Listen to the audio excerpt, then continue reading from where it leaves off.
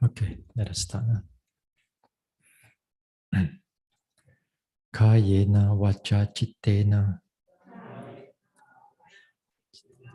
pamadena maya katang achayang kamame bante bhuri panya tatakata kayena vacha chittena pamadena maya katang achayang kamame dhamma sanditika akalika kayena vacha chittena pamadena maya katang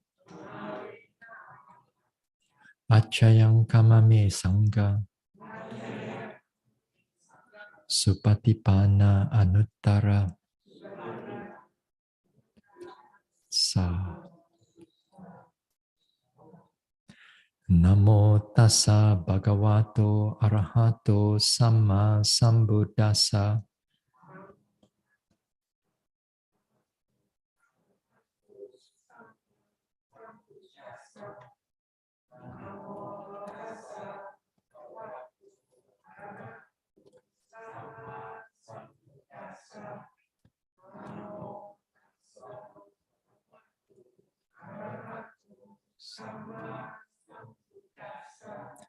Buddhang saranang gacchami. Dhammang saranang gacchami. Sanghang saranang gacchami.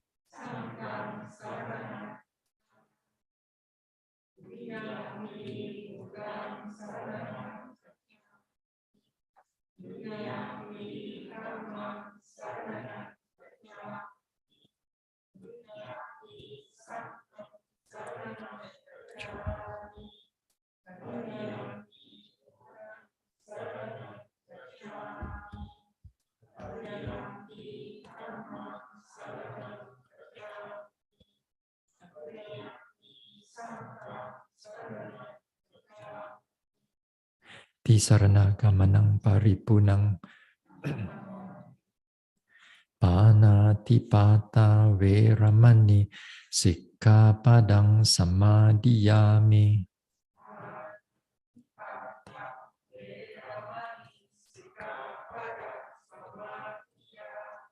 Adina dana veramani sikkhapadang samadhiyami.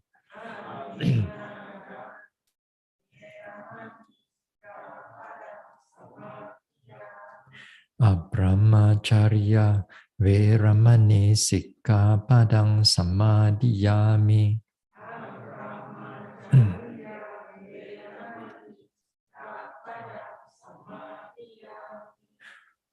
Musawada veramani sikkhapadang samadhiyami.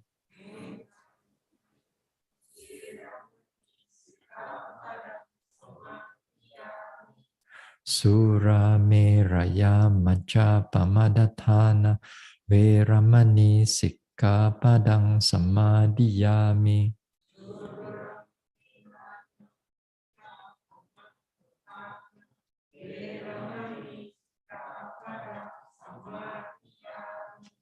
Vikala bhojana veramani sikkhapadang samadhiyami.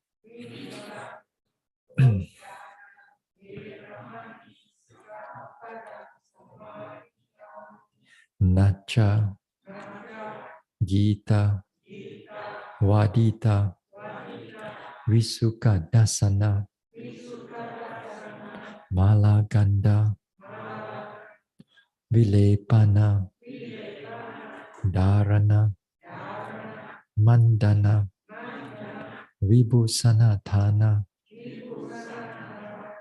Veramani sikkhapadang samadhiyami.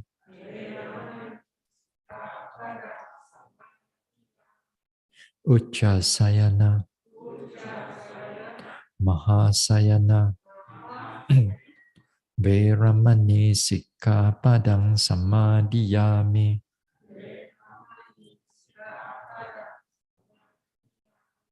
Idang me silang Magapala Nyanasa Pachayo Hotu Appamadena Sampadeta Sadhu.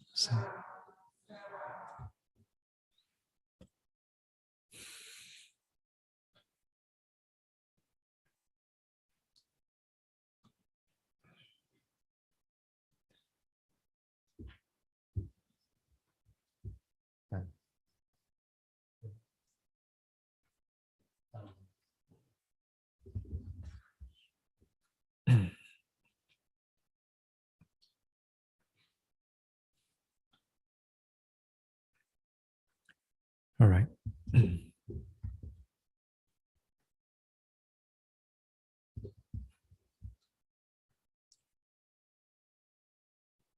Okay, let us start with some guided Maranasati.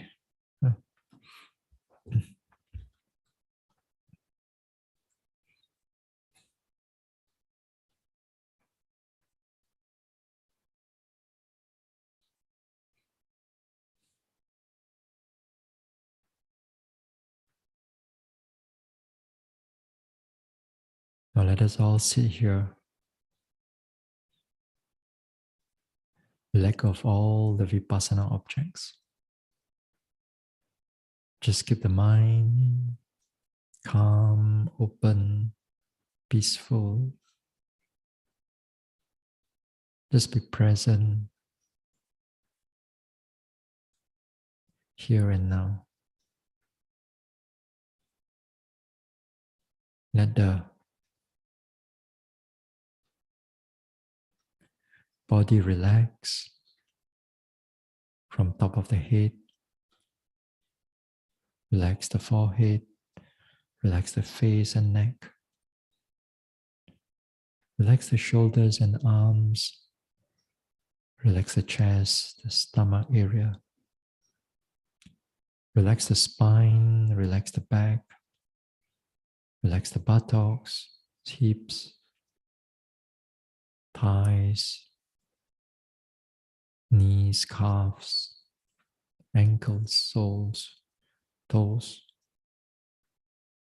So relax the body, let go of all the tiredness, tightness.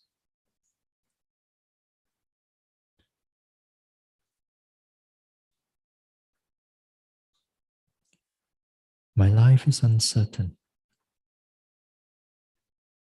My life is uncertain.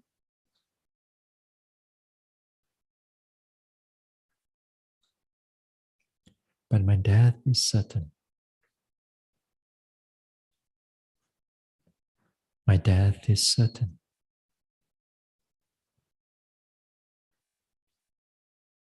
I do not know when death will come, or how it will come, or where it will come.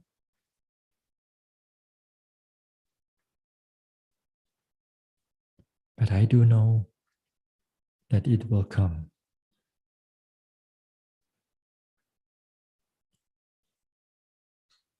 When death comes, it will take everything away.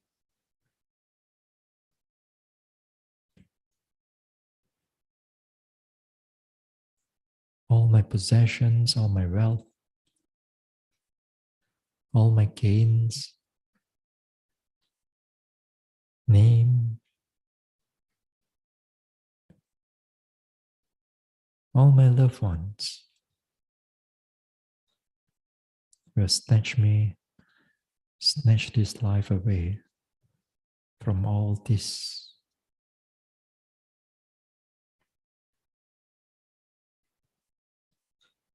So death comes like a thief in the night.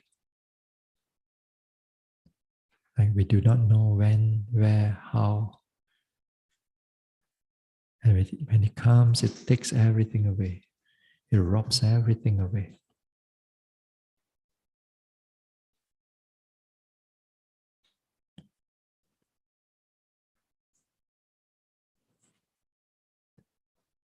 Before death comes, let me make the utmost effort to develop the mind, to develop the wholesomeness, and abandon all the unwholesomeness.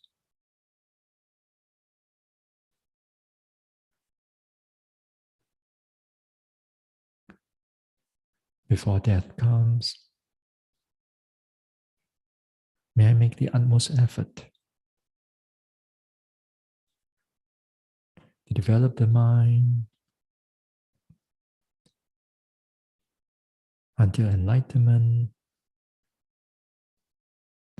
until we can escape the clutches of death.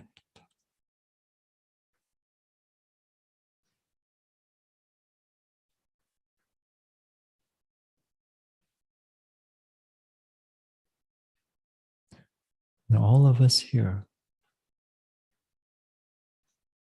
are not free from death. All our lives are uncertain, but our death is certain. We too do not know when it will come or how it will come or where it will come.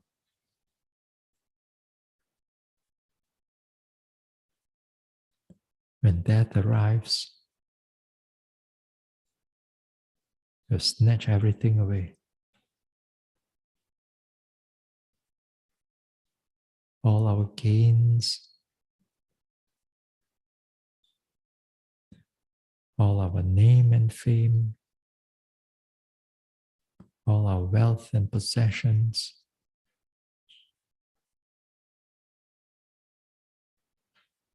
all our loved ones, and our lives.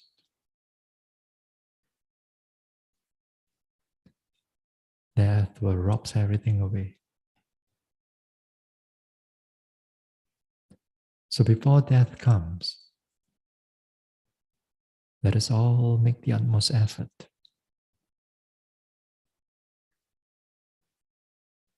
to develop the mind as far as it can go,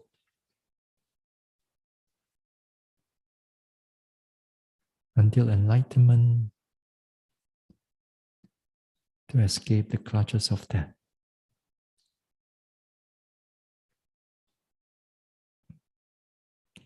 Let us develop the mind, develop the wholesomeness, abandon all the unwholesomeness before death takes everything away.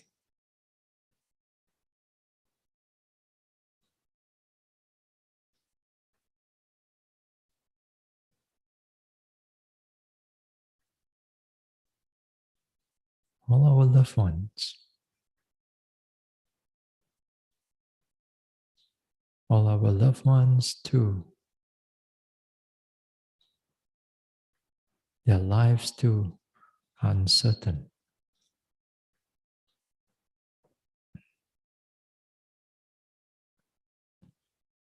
All their death is certain.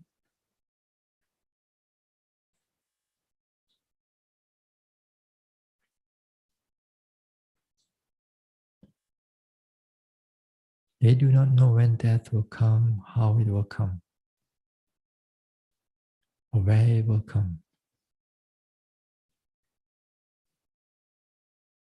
But when death comes, it will rob everything away.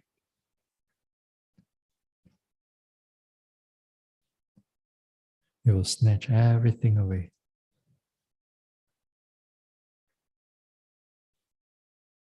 So before death comes, Let us all make the utmost effort to develop the mind, to develop the wholesomeness, abandon all the unwholesomeness, until enlightenment is achieved, is realized.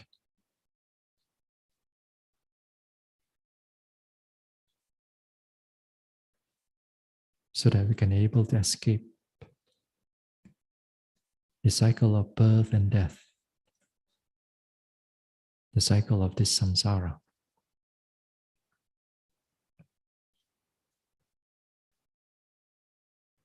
So may I make the utmost effort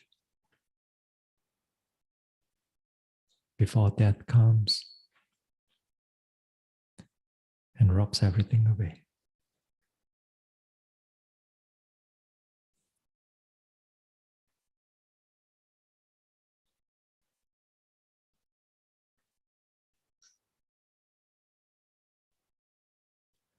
Now let us let go.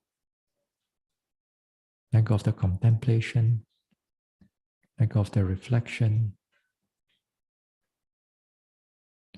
Bring back the mind to the body. Feel the rise and fall of the abdomen.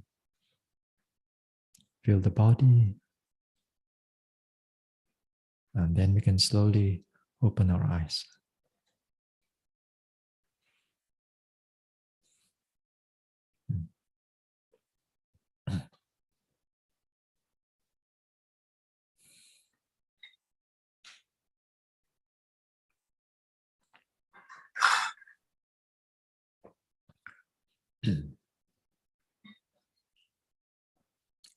Right.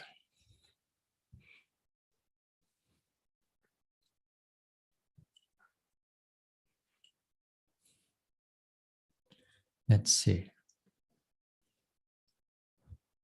Today's Thursday, yes. As I said, sometimes I lost count of the days. Every day looks the same.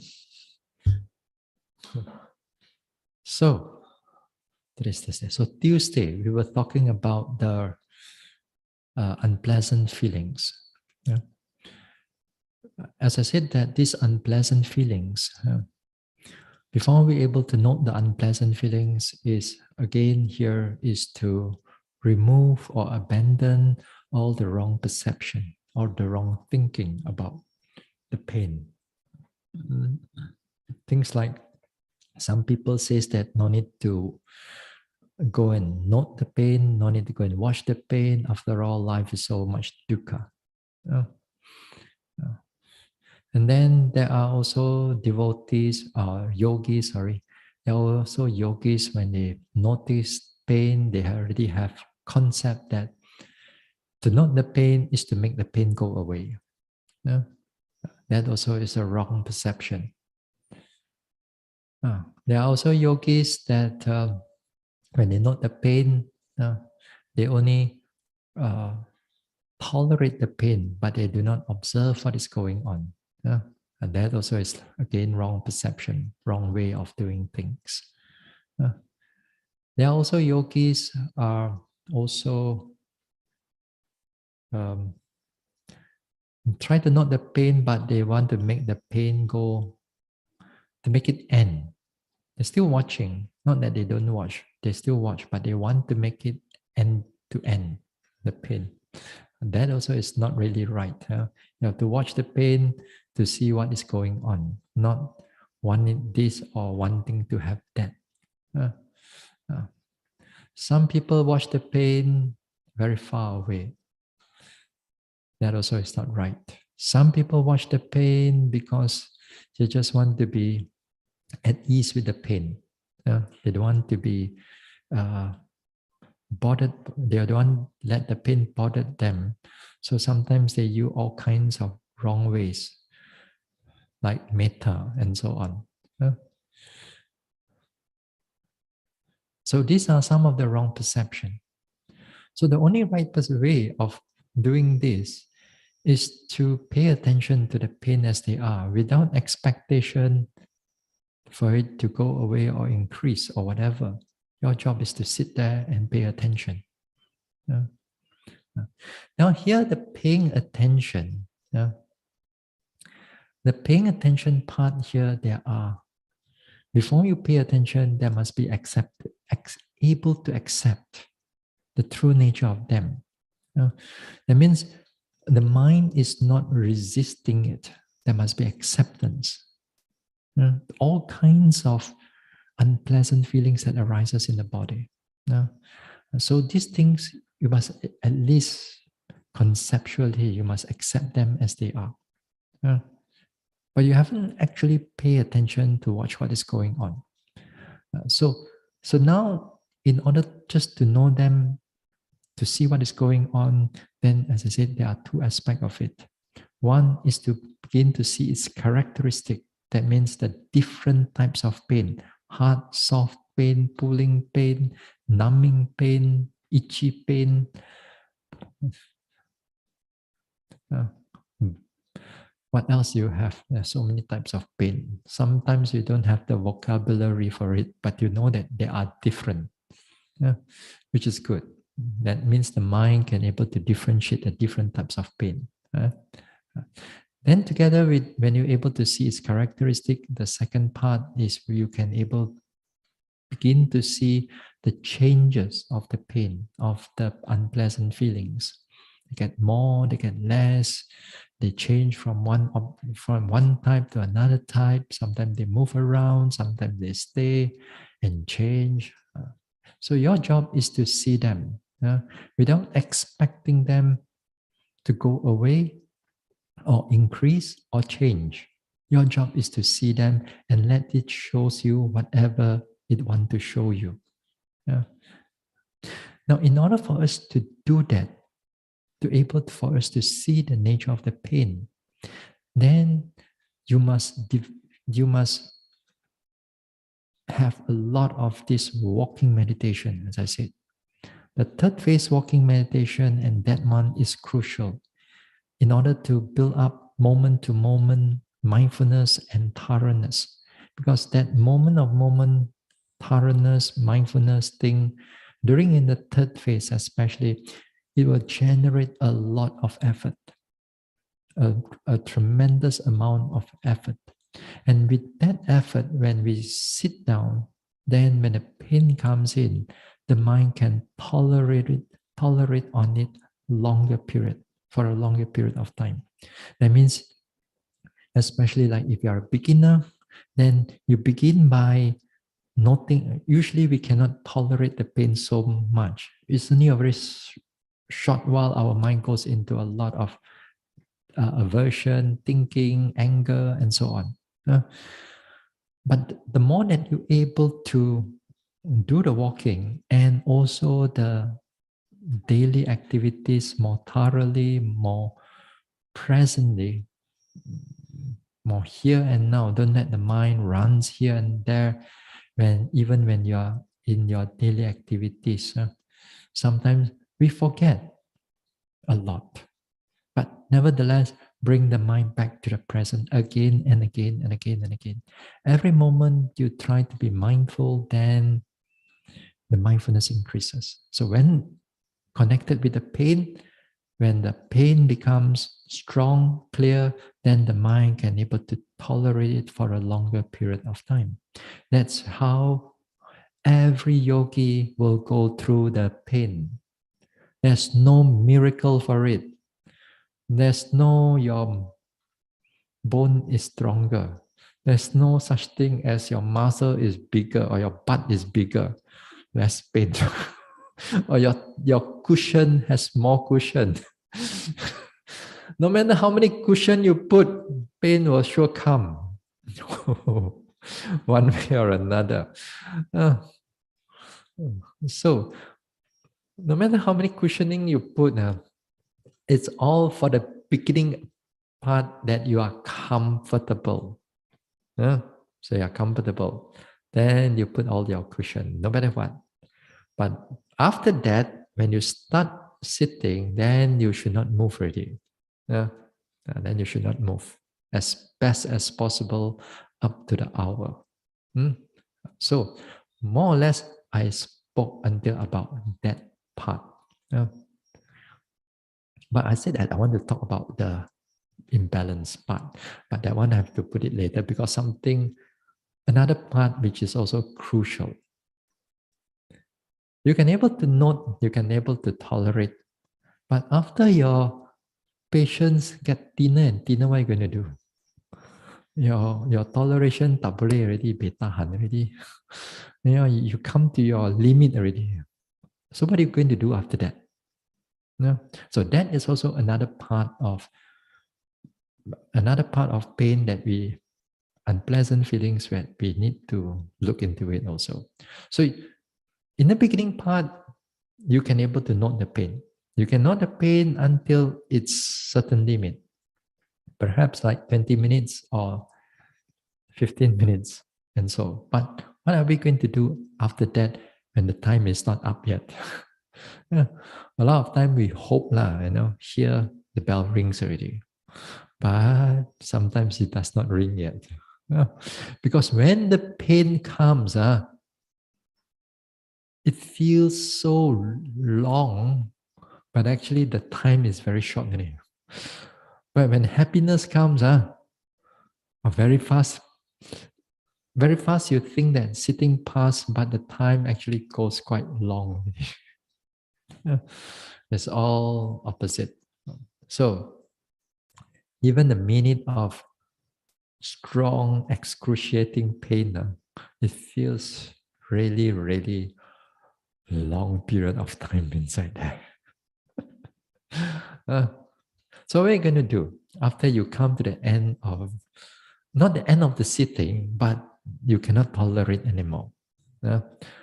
This is where, again, here we have to deal with a lot of thinking, aversion, doubt, skeptical doubt, and so on.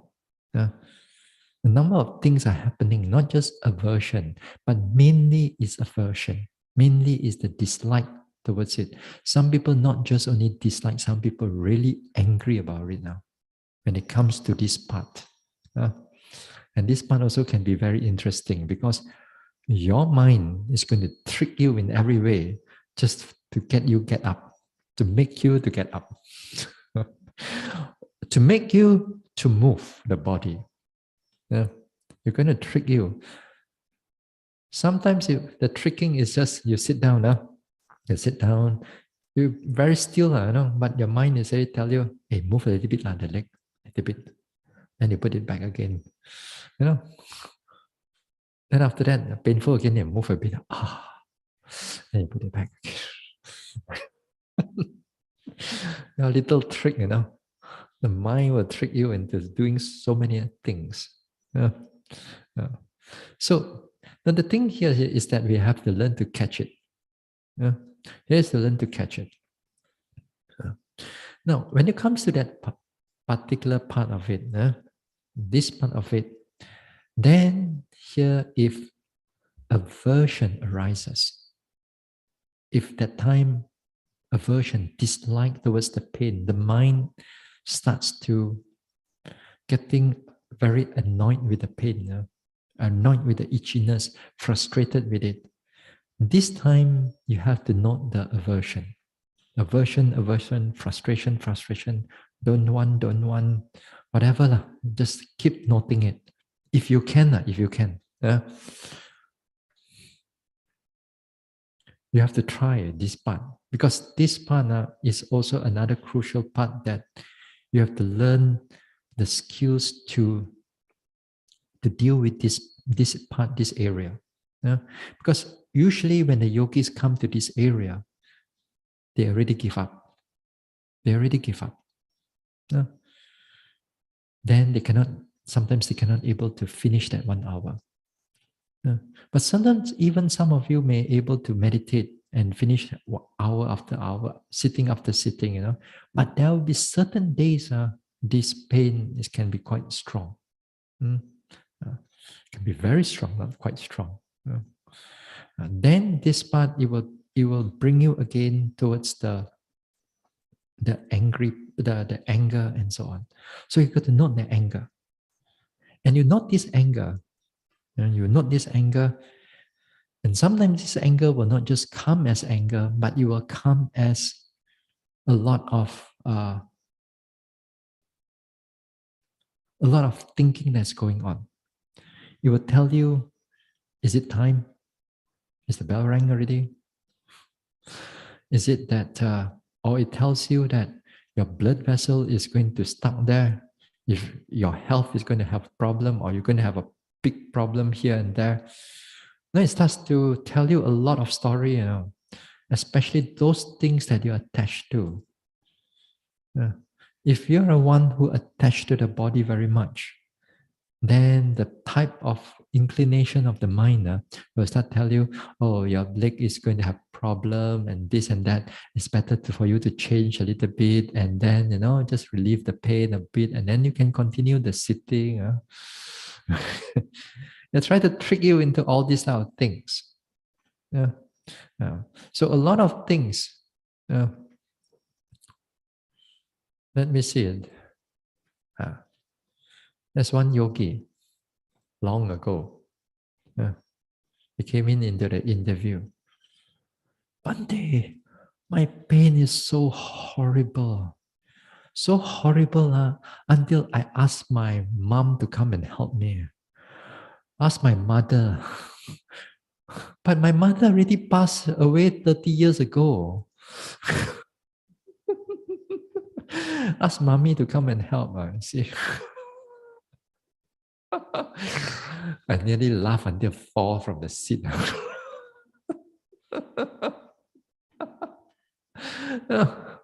It's so painful because you try to ask for every help, The mind will trick you in so many ways. It's just to get you out of this pain. And here you got to note it. Sometimes your mind will begin to doubt yourself. Can I or not? Can I or not? Should I change or not? Should I this or not? Maybe I should not anymore. it makes your heart starts to doubt yourself, and then your confidence starts to flutter, and then that's it. You get up already. It'll trick you in so many ways at this part, at this period, at this part over here. So whatever it is, still keep on noting it. And there'll be times, and there'll be a lot of times, it will tell you to change the posture, the leg. It may not be a posture, but it asks you to change the leg. Or to just, then you come back again, song now. Just like that. Now, the thing is that you move a little bit, it's not a problem if you do it once or twice. But the thing is that it's very quickly, it goes into a bad habit. Every time it comes up, you already want to change. Every time it comes up, you already want to make that little movements. Then your body starts to fidget. You start to fidget just to release that pain. Or just, it may not be releasing all the pain, but just, you just lower down the pain a little bit. Lower its threshold a little bit. Then let's continue. Sometimes you don't think of it any problem, but actually there's a desire that's also going on as well. The desire for pleasantness. There's a bit of desire of pleasantness that's going on. Now, when you really cannot take it anymore, the pain is just too much. You try to note your anger, you try to note this, and everything just cannot work anymore. Now, this time you want to change. Let's say you become too numb already, or too painful already. And then this time you really need to change the leg. You want to change the leg. Now, not to say you cannot. Not to say you cannot. But if you need to change, be mindful. And also, if you want to change, the quota is only one time only per sitting. Yeah. And it doesn't carry forward to the next sitting. Oh, I don't use this quota, so the next sitting I got two. No. Once, the best is that we don't move at all. But there'll be times you need to move. Yeah? Now, in a way, when you need to move, there are also a number of things you have to take note of it also. Yeah? Here, the intention. Why do you want to move? Yeah? Your motive of moving. Check your motive first. Usually, the motive to change is usually just to release the pain. Most of us. Yeah? It's just to release the pain. But actually, it will be better if you have this type of intention or this type of motive. That is to say, the pain is just too much. I got no more mindfulness, noting, trying my best, noting it. Yeah? Well, I need to change the posture. I need to change the leg. I need to move the leg because I want to carry on to develop that mindfulness. Yeah, to develop that mindfulness. Yeah. Then what you should do is that you should take note of your intention, and then you start shifting your leg slowly. And then you note the shifting, moving. At the same time, you have to note the decrease of that pain. As the pain decreases, decrease.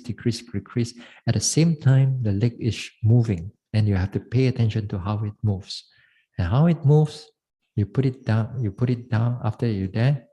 Then after that, you're aware of that pleasant feeling that comes together with it, or that calm feeling that comes together with it. You continue to note what is going on. Pay attention to it.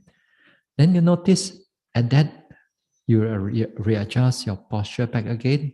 I mean, you readjust, straighten your body again, Then keep it there. Keep it there. Sometimes there may be some residue of pain. If it's just a residue, a little bit, if it's not prominent, then let it go. Then back again to your rising and falling, or sitting and touching. And this time, pay attention to the rising and falling until the hour is up, or whatever object that you're noting, until the hour is up. So in this way, this is how we have to, the pain is just too much. We cannot do anything. Sometimes another way, which is also, I think, sometimes it's not very good. The pain is too much, but then there are some yogis. They can, I'm not sure whether they can or not. They try to keep the pain away and just not sitting and touching, or rising and falling. Can or not? Most of it, yes, their teacher says can, you're so painful already, just don't want to look at it and just not rising and falling. Easier to say than done, because the whole pain is going to pull you back again. You look at me, not rising, falling. Look at me. You're not going to pull you. Some people say yes, but it's not actually not very good. Well, you have to be careful also with that. Sometimes also people use this way just to avoid the pain.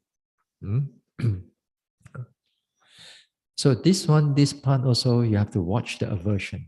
And sometimes that as the aversion gets lesser together, as you're shifting the leg, you notice that sometimes a lot of your thoughts, thinking, planning, and so on starts to get less and less. Now, sometimes there are yogis who really, they make the effort to really pay attention to the pain. Somehow that their resilient power is very powerful. They really sit with it. Excruciatingly painful. Until sometimes, really painful until it breaks the whole pain, and then after that, the pain starts to decrease a little bit. Um, So it all depends whether you can take it or not. Even if you have to change the movement of the leg, so be mindful of it.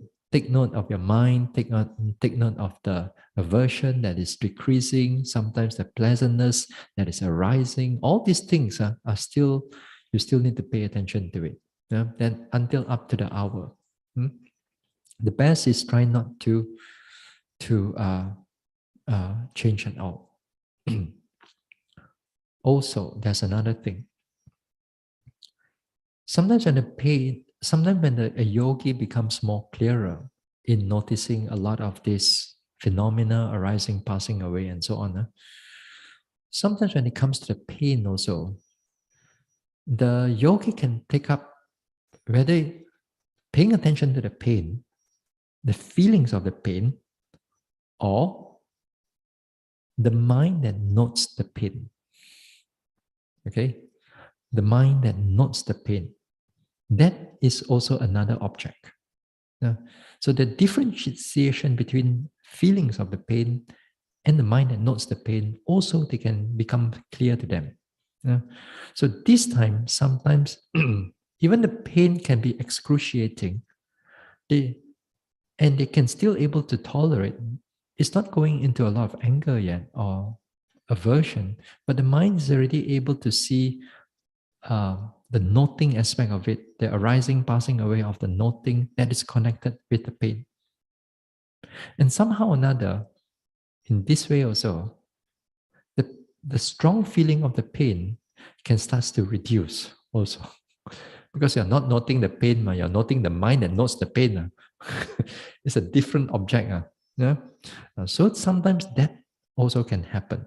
Yeah? It feels that the pain is not so painful, but the moment that you turn the mind back to the feelings again, then it becomes very painful, excruciating again. So sometimes the mind can go to and fro between the noting mind and the pain itself. So this is also can be quite interesting. Yeah? So this part also is important. Yeah? Now, so the next thing about pain again, what is the benefit to note the pain? Why we have to go through all the pain? Because of course, the first thing is that it's a predominant object, right? But it is not just predominant object because it will give you a lot of benefit in noticing the pain. One of the aspect is that when you note the pain, because the object of the pain is predominant itself, you try to pay attention to it, it's actually, it increases and it makes the mindfulness, noting mind even stronger because it's a very challenging object, a very clear and challenging object. Compared to a rising and falling, rising and falling is a neutral object, mild. In a way, it's a neutral object. You don't feel happy about it. You don't feel unhappy about it. But pain, you have to have a lot of effort that is being put into it. Then you pay attention to it. Then, in other words, the sitting, it gets better and better. A lot of times when they pay attention to the pain, they notice that sleepiness gone, thinking gone. Uh, Before they goes into anger, of course, before they go into aversion. So they thinking gone and so on. Because of that, some yogis have again some idea. Bante, can I start the sitting with pain or not? I purposely make the pain to come, can or not? So they pull the leg, so they sit like the Buddha, full lotus. They cannot they push then they straight away want to feel the pain already. Because the pain come, it's good, it's a good friend to them, no sleepiness. Don't get cari pasal. And don't go and look for all these problems. There's some yogis get frustrated with the sleepiness. They know that rising, falling doesn't work. Sitting, touching doesn't work. Only the pain work only. Then that's why they make the body, they go and do something with the body to make the pain arises. Yeah. But don't do that. Don't do that. Yeah. You purposely to make the pain comes, you're going to have a lot of problem. Yeah. Not to say it's wrong, actually, but it's not a good way. Huh? Now, another benefit is this, is that here, when you're able to note a lot of these unpleasant feelings, and the mind become much more resilient, you have to tolerate, the power of patience is so much more stronger. And it's going to translate this into your everyday life. It's going to translate to your everyday life. And everyday life, we're going to meet with a lot of unpleasant situation, unpleasant people, unpleasant desire. So with that, because the mind is trained to take note of all the unpleasant feelings, and yet by taking note of unpleasant feelings, we can able to tolerate the unpleasant feelings before the mind goes into a lot of anger or aversion.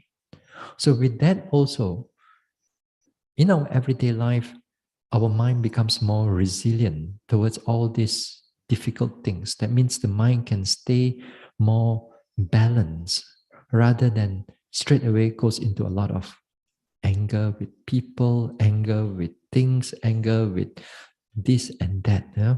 So the mind can stay much more, not to say calm, but more steady, more balanced. Yeah? And that is good. Yeah, because that is good. If not, we don't realize that a lot of all this small little anger, aversion in our life, it creates, well, mental karma. If you're not careful, that mental karma, it turns into verbal karma or physical karma. Yeah. So it's good that at least we have more resilient power. Yeah.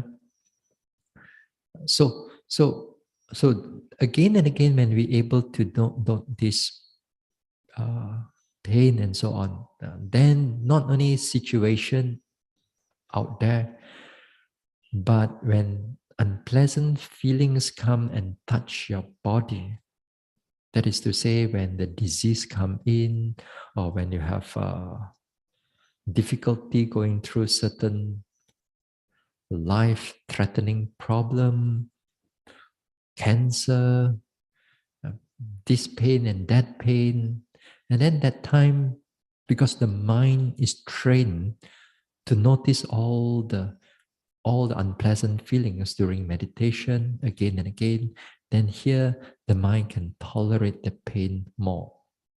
Not to say that the pain is less, but you can able to tolerate the pain more. So don't underestimate this type of of noting the pain here and there. There's a lot of benefits. And finally, of course, the benefit here is even with the pain, one can also seize Nibbana as they are. Can realize Nibbana too, because of it is a phenomenon. It is a phenomenon. That one, not to worry about it. The more that you improve, you will know. So this is something on the pain, on the unpleasant bodily feelings. We haven't touched on the mental unpleasant feelings yet. That is another big area. Perhaps that one we are going to talk about it during equanimity, that time. Yeah? And also that could be interesting also. Yeah? For those who are staying just a short while, maybe you won't see it now. Maybe you can still follow, after you go back, you can still follow. uh, Now, the next thing on the Viriya, as I said during in the before I talk about this unpleasant bodily feelings, I talk about the sleepiness that you improve this one. Also, I did mention that the effort also, as you begin to meditate for a longer period of time, you stay longer, 2 weeks, 3 weeks, 4 weeks, 1 month, whole vasa, 1 year. Then here, from a lot to do with balancing the faculties. And one of the faculties that you need to balance is the effort. Is the effort. Here, usually in Malaysia context, it's not the lacking of effort, it's the too much of effort. You do not know how to break one. As the vehicle just can move already, you step on the accelerator. You do not know how to control it. A lot of us are like that, So here also is another important area is that we must learn how to reduce the energy. There are times we need to increase the energy. You also must know when to increase. Like for example, when there's sleepiness, when there's a lot of pain, then the effort needs to be increased. But sometimes there will be times that you become too much effort. Now again, too much effort. Another thing is the sign of too much effort is a lot of thinking, restless mind. That restless mind, I also can cover it during when we talk about calm, we talk about tranquility, we talk about concentration around that time. We talk about that later on. But here, the one that I'm going to talk about here is the over efforting. Hold on.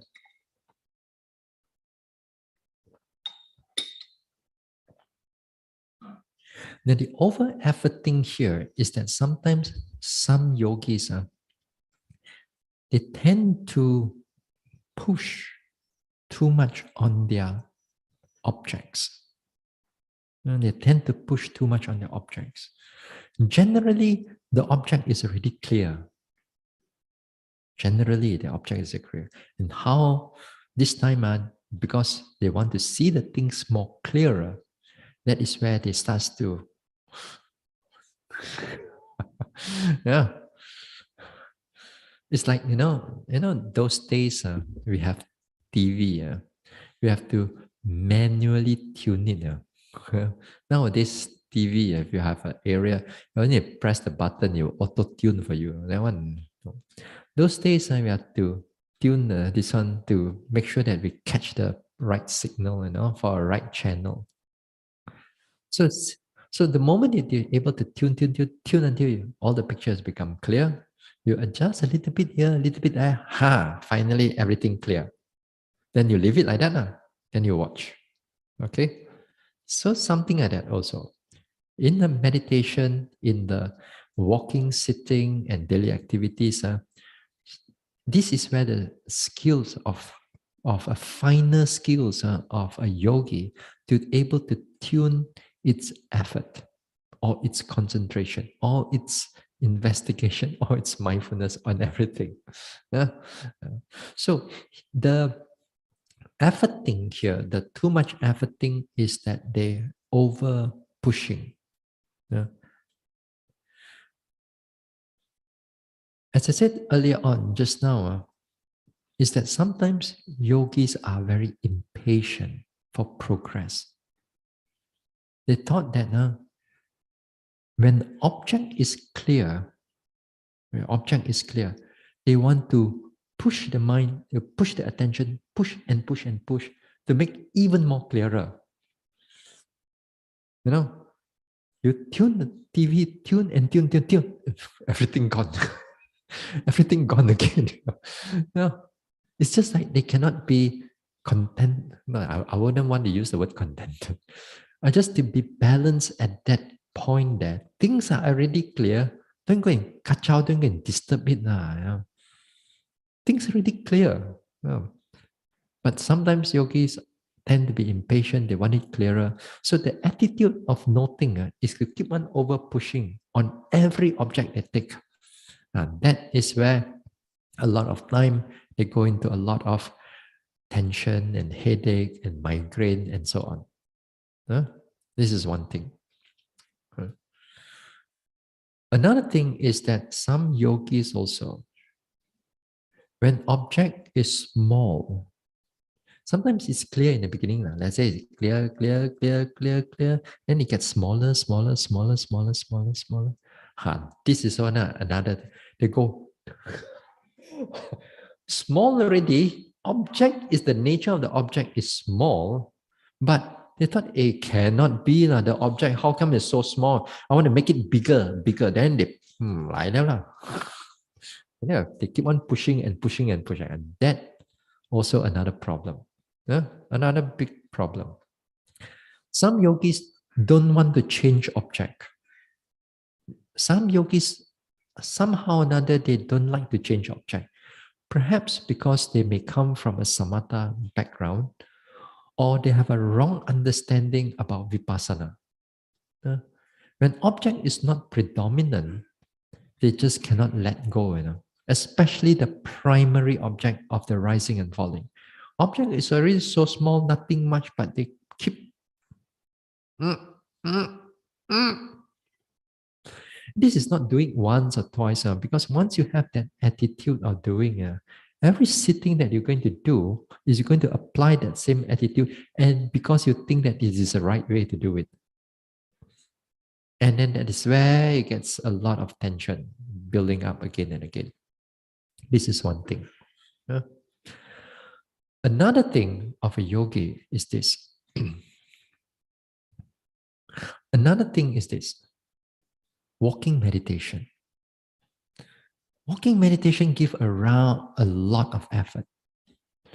But if you do not know how to relax the body, to relax the effort when it becomes too much, then you're going to have, you're going to have a lot of problem with too much effort.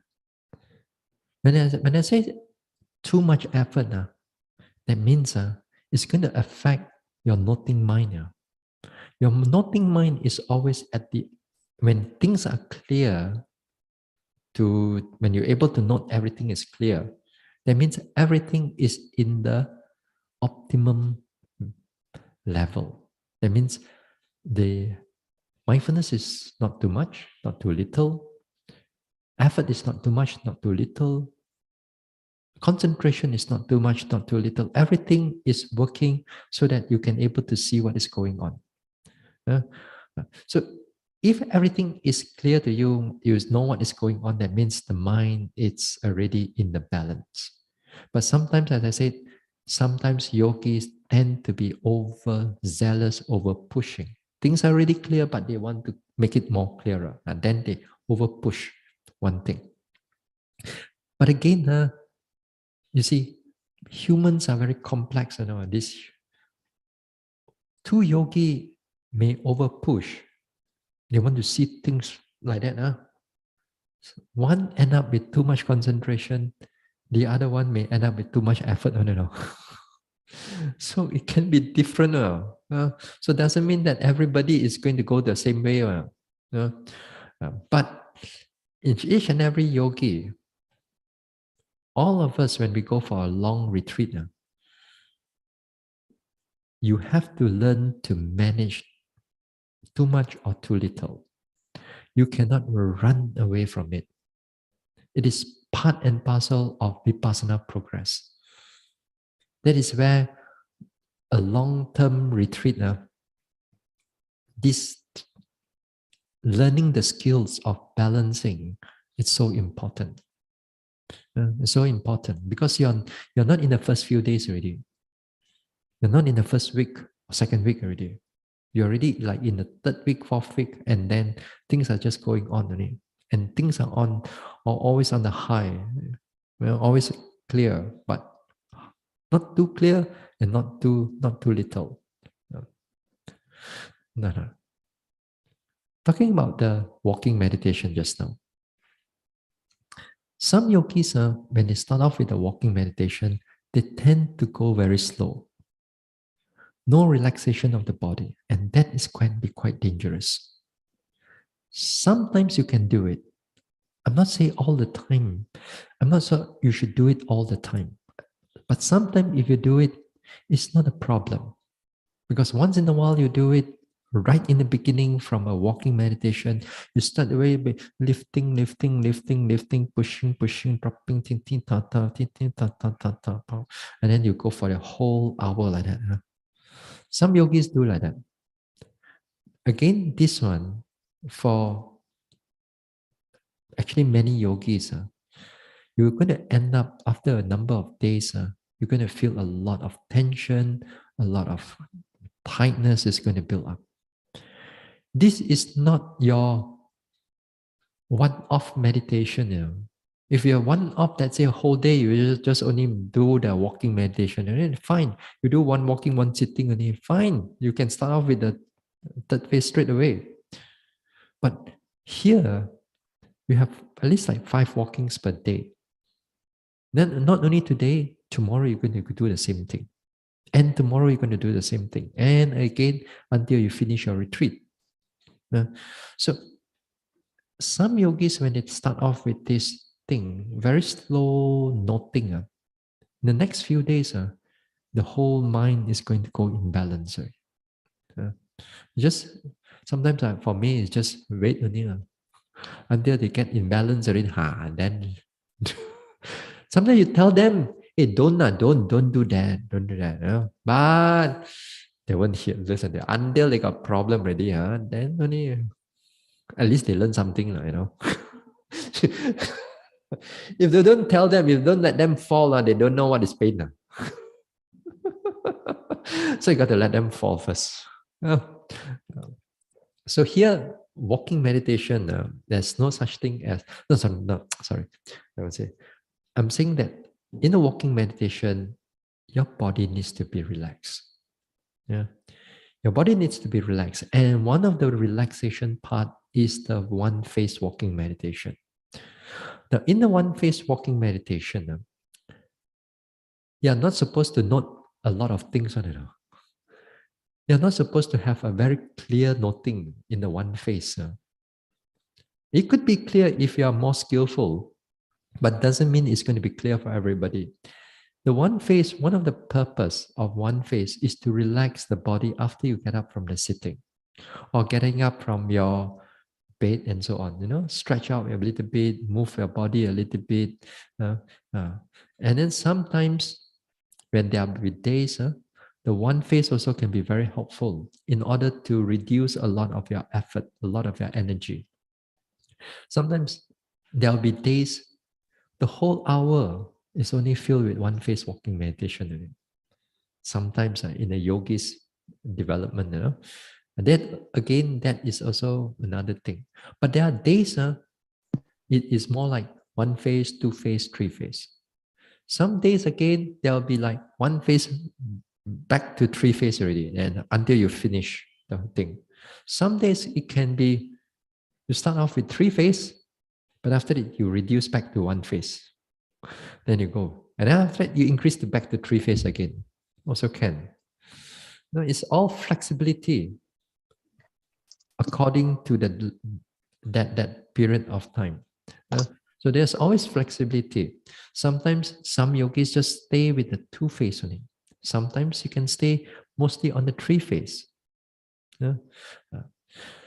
But if you keep on staying at the 3 phase all the time, can be a big problem. A lot of tension is going to build up. I've met with yogis in the past that they do the walking is like this. Start off only very, they must not miss a single noting, which of course sometimes the teachers will say, so they lie already, not miss a single noting, lifting, pushing, dropping, sitting down, everything so slowly. They push and push and push until the mind actually really goes into a lot of tension, a lot of tightness. And they give up after that. They gave up the whole meditation. They have to end up to see a doctor to release all the tension, to release all the migraine. Because these things you're not doing for one day, you're not doing again and again and again. And these things, it build up. All the tension and all the pressure going to build up. And a number of people gave up. And I met a number of them in the past. I've seen. I too go with all this headache, tension also. But I learned how to manage it over time. Not that I say I don't have. So we learn to manage them. But the more that you're able to develop, you can manage them much more better. But there will be times you need to learn to how to manage them. So one of the things on the walking meditation is that you must have a relaxed body. Relax first.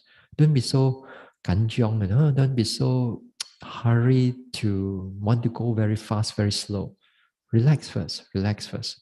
Relax first until your mind feels that you can able to go slow, then you go slow. Yeah. When you are not a beginner of this walking meditation or sitting meditation, it's about learning to feel when is the right time to go fast, when is the right time to go slow. It's not like every sitting must be the same. It's like learn to feel it. It's a skill, actually. Learn just to feel, should I go faster? Should I go slower? Yeah. Yeah. But be careful also. Sometimes the mind can trick you into just keep doing faster and then the mind get lazy. So just be careful with that. But again here, this one is more for those more advanced yogi that you learn to feel this one. It's just like those days you have a manual car. You put on the first gear, you step on the first gear, you know when to change the second gear or third gear. You kind of like ram it up a little bit, then you feel. Yeah. Over time, you learn to practice again and again to drive the car, then a manual car, then you learn to feel this way. For nowadays, everything is just auto. You step on it, jalan already. Still know how to drive manual.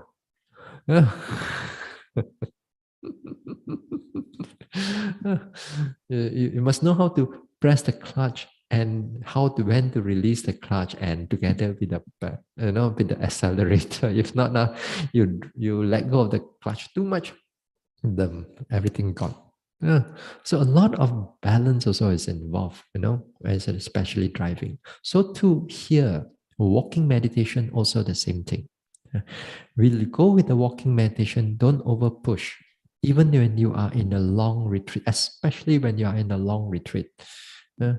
If you're in a 10 days retreat, if let's say you start off with a bit of a 3-phase straight away, I close one eye. Because after 10 days already, balik already. Your headache come up already, but it's already back already. And all release. It's okay, it's fine. But if you're long-term one, I cannot. You cannot, because you're going to go that and then you're going to end up with a lot of all this headache. And then the whole meditation is get affected. You cannot meditate at all. It's the moment you sit down, tension. The moment you start walking, tension. And it's terrible. So as I said, start off with the walking first. Start off with the one phase first. Relax the body first. Generally, make sure that the body is relaxed. Learn to feel it. After that, after a while, you feel that you want to go slow, then go slower. If you want to skip second phase, it's perfectly all right. Go to the third phase. You want to go within the third phase, you want to go slower, whatever, then you learn to notice it. And then after that, you pay attention to whatever, then you find that the more that you're able to do it, the body is still relaxed, then well and good. Then carry on. But if you begin to feel that tension, it starts to gather, take note of the tension a little bit, but don't this one yet. Don't let go yet. Sometimes It's just a little bit. But it's the more that you do, the tension is getting more. Then again, reverse back to one face. Reverse back to one face. Then until the tension starts to calm down, then fine. Or another thing is that watch out for that thinking mind. A lot of thinking mind is coming. Let's say you're walking, and then you go slower and slower. You pay attention. Initially, you can able to notice sensation that's coming up in the walking. But after that, short while later, a lot of thinking starts coming up again. A lot of planning and so on. Within that slow walk, again, these all the signs of over efforting coming up already. So what do? Then go faster again. Then we change faster again. Yeah? Sometimes in the walking, then in the walking also we can able to use the secondary objects rather than just the primary object in order to balance the mind. The secondary object, that means from the ankle upwards all the way to the head. Something that is moving while you are walking. Take attention, perhaps the thighs or the hips or the knees that is moving. So this time, if you feel that sometimes tension building up or thinking building up, you still want to keep the same speed. Okay, then try this way. Then let go of the primary object, which is the movement at the feet, lifting, pushing, dropping. Then this time, take note of another moving object, which is the hips or the knees or sometimes the shoulders that is moving, and then follow it for a while. Follow them for a while. Just walk like what you are walking. You don't have to change the speed. Sometimes changing of the object, it also releases the energy. Because sometimes the thing is that our mind is trying to become very like, oh yo, you put a paper inside the noting mind also split. You put a hair also inside there also split. So concentrated, so concentration, so effort area. So this time also, if you feel that there's too much efforting trying to over focus the whole thing, then again rebalance it by changing into another object. So changing to another object, it disperses the over concentration or over efforting at that moment of time. It goes into a bigger object sometimes or different object. Then the whole mind comes back balanced again. Again, it's a trial and error. All these things it's learning its principle, and when we applied it in our walking, we try this way, that way. As long as the whole mind goes into balance again, clear, relax, then start carry on. Yeah. So this is one of the way, especially when we do walking. Either you change the speed faster or slower, or you change the object. You change the object to a secondary object. With the secondary object also, sometimes you can stay with the secondary object for a longer period of time.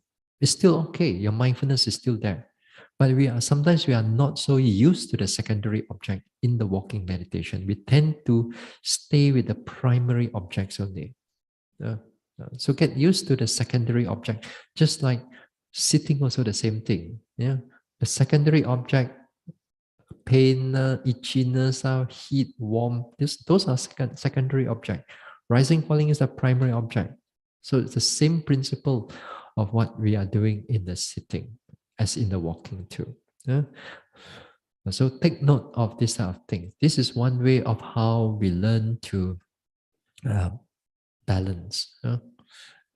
Now in the sitting also, again here, sometimes in the sitting, it's the same principle again. Of how we disperse the object, disperse the energy. And also it works together with concentration also. Now, again here, sometimes yogi tend to pay attention into the object very strongly. Like, for example, when they take up the rising and falling, things are already clear, moving and so on. And then because of their nature, their attitude, well, it's a very want to progress, want to progress, want to achieve, want to get the result, and then they keep holding on, and then the mind become very tense up. Mind very tense up. Then after that, the whole mind become very either very a lot of thinking or a lot of tension in the body that's building up. Yeah. Now, if you able to notice these things happen, again here it will be good that just learn to shift the mind again to the secondary object, just to disperse the mind away from that from that main object. Because if you're going to keep on holding onto that object, the effort is going to go more and more. The tension is going to build up. So disperse again. Here to disperse the object, sometimes you can use sitting and touching.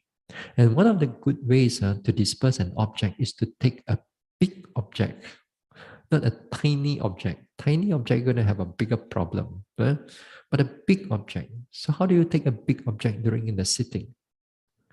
During the sitting, the big object is the whole body sitting. Yeah? That means you sweep down from the top of the head, you sweep it down all the way, just to sweep it down a little bit. Yeah?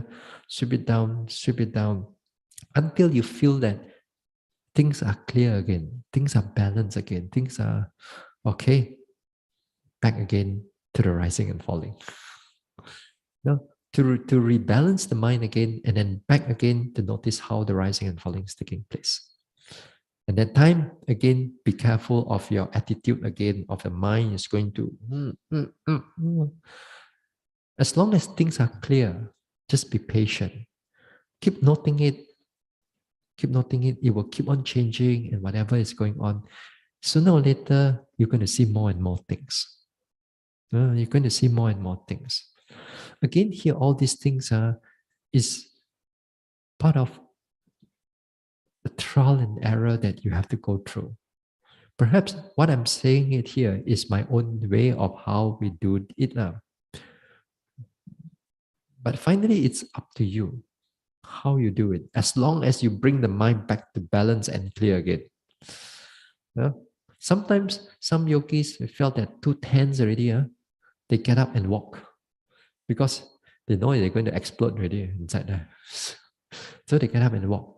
Release it off again. Release it off for 5-10 minutes. Okay. Then back again. Relax again with the rising and falling again. Also can. Yeah. So there's no hard and fast rule. It works for you, then you remember it. Yeah. Yeah. Okay. So we'll stop here for tonight. Tomorrow we'll continue this a little bit more. Okay.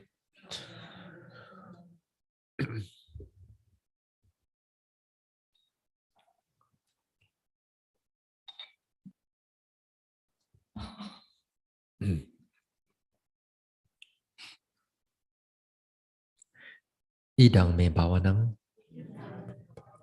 nibbanasa pachayo hotu.